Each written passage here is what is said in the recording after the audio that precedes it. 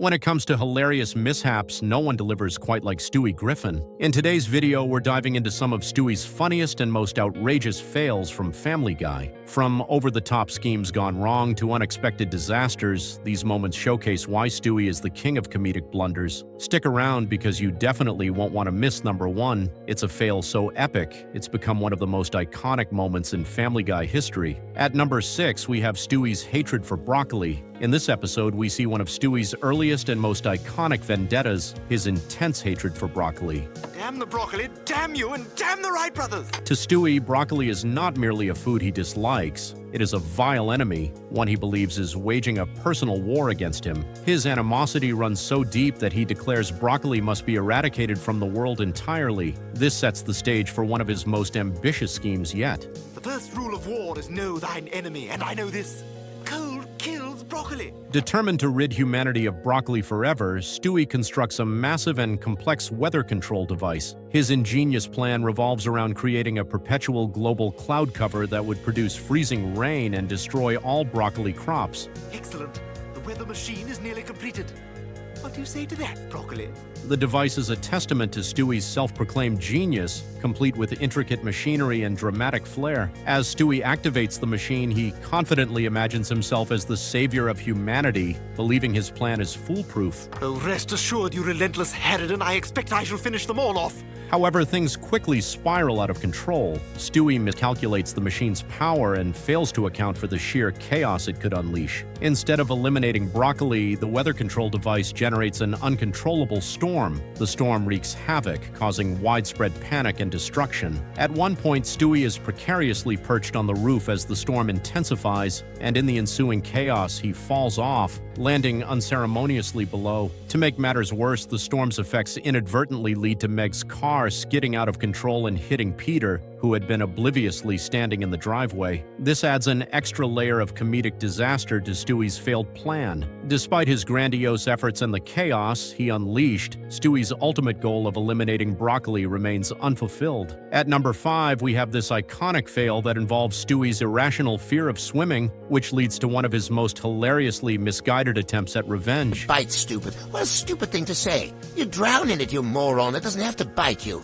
In the episode, Lois decides it's time for Stewie to learn how to swim, hoping to help him overcome his phobia. However, the mere thought of getting into the water terrifies Stewie, who views the pool as a treacherous and life-threatening abyss. Desperate to avoid the pool, he even reads a book about swimming, trying to mentally prepare himself. Unfortunately, seeing other kids effortlessly excelling at swimming only exacerbates his insecurities. At the pool, things take a turn when a smug and overly confident kid mocks Stewie for his fear. The ridicule leaves Stewie fuming, and his vengeful nature kicks in. Unable to let the insult slide, he concocts a devious plan to teach the kid a lesson. Stewie plants a bomb under the pool's ladder where the kid is expected to stand, eagerly awaiting the moment of retribution. However, when the time comes, Stewie furiously presses the detonator, but nothing happens.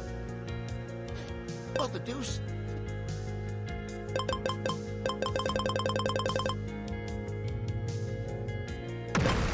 The kid walks by unharmed, leaving Stewie both frustrated and humiliated. In his mounting anger, Stewie approaches the ladder himself to inspect his failed device. At that exact moment, the bomb finally goes off, causing the ladder to collapse onto Stewie. The scene is a perfect comedic culmination of Stewie's hubris, showcasing how his elaborate schemes often backfire in spectacular fashion. But this doesn't end here. After this near-death experience, Stewie decides to become a good person and do good to others, but his revengeful nature couldn't stop and he starts drinking. One day, Brian takes him to Drunken Clam and Stewie gets so much drunk that he smashes the car in the wall of Drunken Clam. At number 4, we have Stewie taking Brian's car keys and sneaks out for a joyride, imagining himself as an expert driver.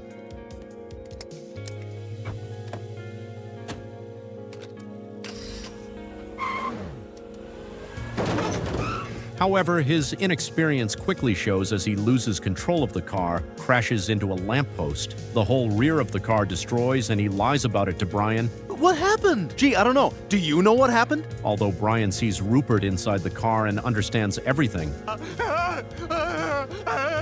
Stewie, being afraid about the consequences when this truth reveals out, leaves the house and instead gets stabbed by a random guy in the street. At number 3, we have the episode when Brian uses Stewie's time machine to impress women. He accidentally reverses the flow of time. Everything starts working backwards.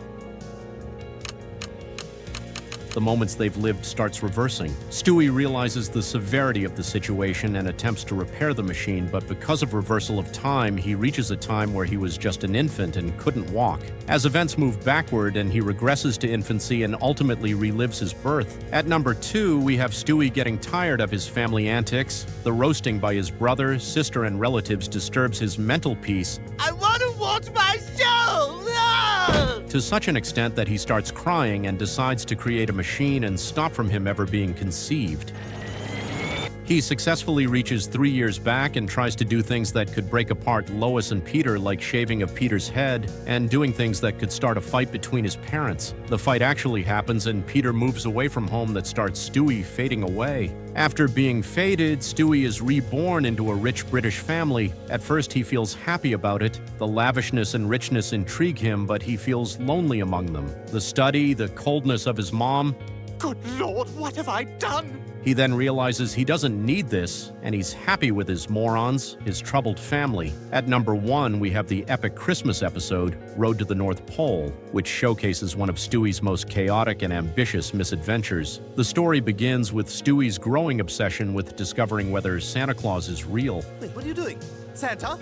You can't leave now. Hey, wait, buddy, we've been in line for like 2 hours. Frustrated with the lack of definitive answers and doubting Santa's existence, Stewie resolves to meet him face to face. To achieve this, he ropes Brian into an ambitious journey to the North Pole. Okay, let's go see Santa Claus. All right, let's go.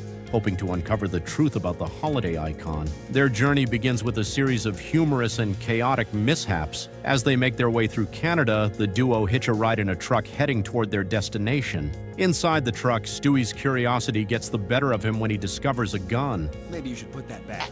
I'm just holding it. Is this the trigger? Despite the truck driver's warnings and without understanding its purpose, Stewie impulsively fires the weapon. To his horror, the gun accidentally triggers a catastrophic chain reaction. The entire truck bursts into flames, veers uncontrollably, and collides with multiple cars on the road. The chaos results in a massive pileup, with vehicles crashing and brakes failing. Amid the wreckage, Stewie is hilariously ejected from the truck and lands face first in the snow, stunned but unharmed. Meanwhile, the truck ultimately crashes and explodes in a fiery spectacle. This fail perfectly highlights Stewie's overconfident tendency to leap before he looks, leading to disastrous consequences. Determined not to let the incident deter him, Stewie continues his journey with Brian. When they finally arrive at Santa's workshop, they are shocked to find it in a state of utter disarray. The once magical place is now a grim and dilapidated factory, with Santa and his elves overwhelmed by the increasing demands of modern consumers. Santa himself is depicted as overworked and exhausted, barely able to keep up with the relentless workload. Deciding to take over Santa's duties themselves, Stewie and Brian quickly realize the enormity of the task. Stewie's overconfidence leads to a catastrophic and comedic series of fails as they struggle to deliver gifts in which they even had to kill a family because they called the police. Let us know your thoughts in the comments. Which of these moments shows the most iconic fail in the history of Family Guy? Which scene had you over the edge? Be sure to hit that like button, subscribe to the channel, and ring the bell icon so you never miss out on more hilarious Family Guy content. See you in the next one.